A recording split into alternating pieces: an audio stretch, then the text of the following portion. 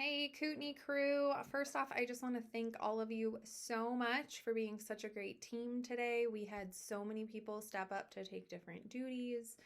Andrew Murray even came by and was in the lunchroom doing all kinds of stuff to help with that. So thank you for everyone's hands on deck attitude.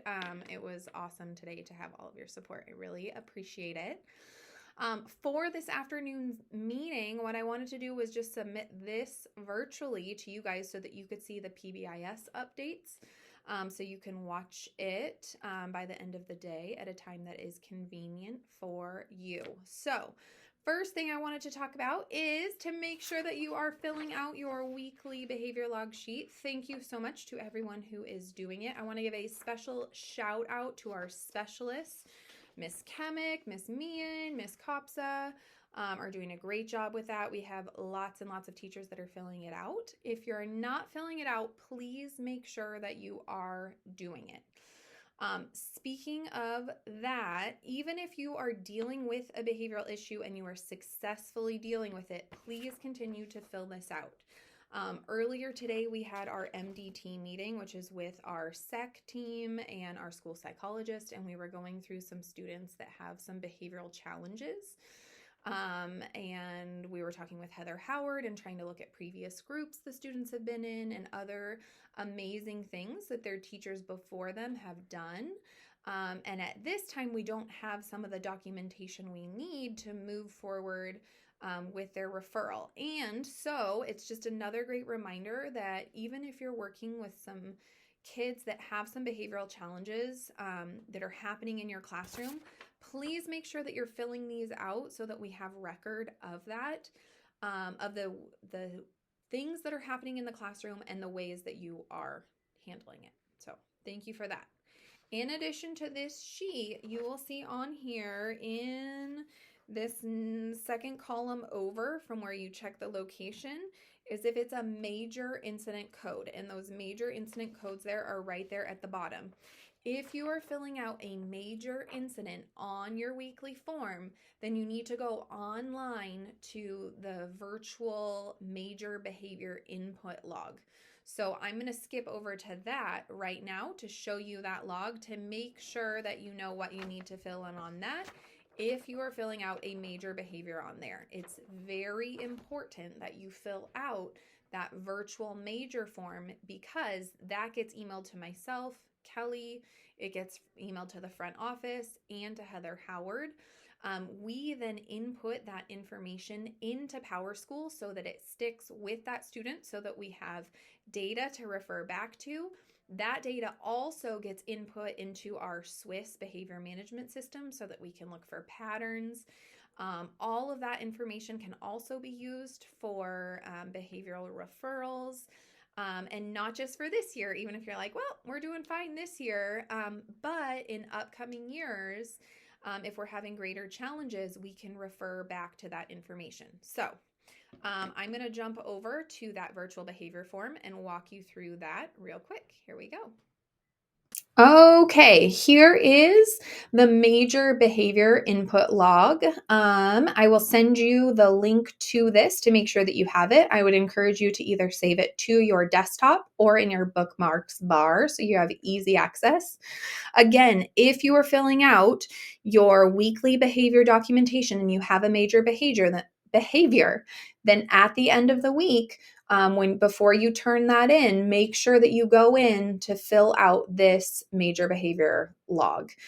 Or you can do it the same day of the incident, whatever is easiest for you. What you will do here is just put your name. So you can just do last name if you want. So I will put Tigert. Name of the student, you're going to type that in, first and last names, please. And then this third question is really important. It says, this incident is a follow-up to my Neon weekly behavior sheet. So if you already documented it on your weekly behavior sheet, then you're going to select yes so that you get to skip these questions below. If you're, like I said, if you're following up from that log, you're going to click yes. You can skip grade level, you can skip the date, you can skip approximate time, you can skip location of the incident, behavior type, motivation, because all of that's filled out on your weekly sheet. You'll come right down here to describe the incident, and you're just going to briefly describe the incident about what happened. And then as well as action taken. So maybe you sent the student to the office, they had a loss of her privilege, whatever that is. If you want to specify it under the describe the incident, you can do that there. All of this, again, will be put into PowerSchool so that we can track that information for years to come. It also transfers over to Swiss so that we can identify patterns in behavior and use that information for referral. This question here is regarding suspension, so you do not need to fill that one out. That is when Kelly and I are submitting the form. We will fill that out to make sure the suspensions are entered correctly. And then this last question here, do you need follow-up support for the incident? So either yes, I want to follow up to discuss with Kelly or Summer. Maybe yes, you want to brainstorm ideas. Or you can select that no, the situation was handled and you're just documenting the event. Now, what I want to say is that if you select yes, you want to follow up with Kelly or Summer, this will be emailed to us, but we often will not get to it within the same school day. So if it is an urgent matter where you need one of us to follow up with a student or situation within the school day, please use your radio to walkie-talkie to admin to ask for support so we can make sure we get to it. I don't want to miss any of those that need to be handled within the school day. At the very end of the form, you are going to click the submit button. When you submit it, I believe you will get an automated response via email that'll show you, that'll submit the event to you. Like I said, it will come to myself, Kelly, Heather Howard, and the front office so that we have a record of that, and that information will be entered into PowerSchool. Thank you. Thank you for watching all of that. Please let me know if you have any questions about the virtual form. Okay, my last announcement is about Dojo. Now, this is another really important one. As part of PBIS and being a PBIS school, we have the school-wide reward of Dojo.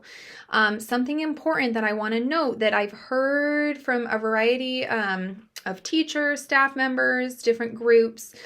It's very important that once Dojo is given, it is not taken away or subtracted. What I mean by that is students can, in fact, pay for things, like use their Dojo to buy things. However, Dojo should not be subtracted by the teacher as a reprimand for behavior or as a punishment.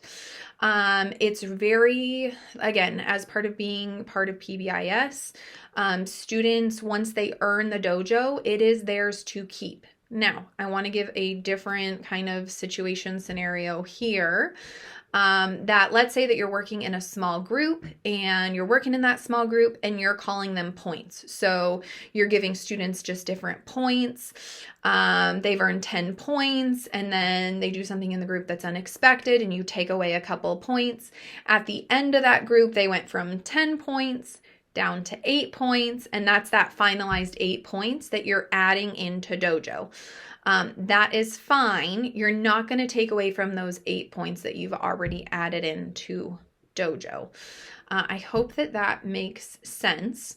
As another example, I know that we have a class that has spoken as a class and agreed upon that if there is a behavioral incident, there's a behavioral menu that they can select from. So it might be losing Chromebook time, or it might be loss of Dojo. That is fine because they are having the opportunity to select that as a consequence. It's not you taking their Dojo. Essentially, they are taking their Dojo away from themselves as that choice. So I just want to make sure that we are clear there that teachers should not be taking Dojo away from students that they have already earned.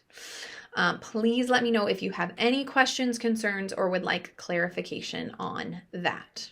Okay, those are all the updates and announcements that I have from the PBIS team. Thank you for watching to the end of the video. Since you made it this far, please send me an email with what your favorite snack is, and you will be entered into a drawing for watching this long updates video. So, thank you. You're awesome. Have a great rest of your day. Bye-bye.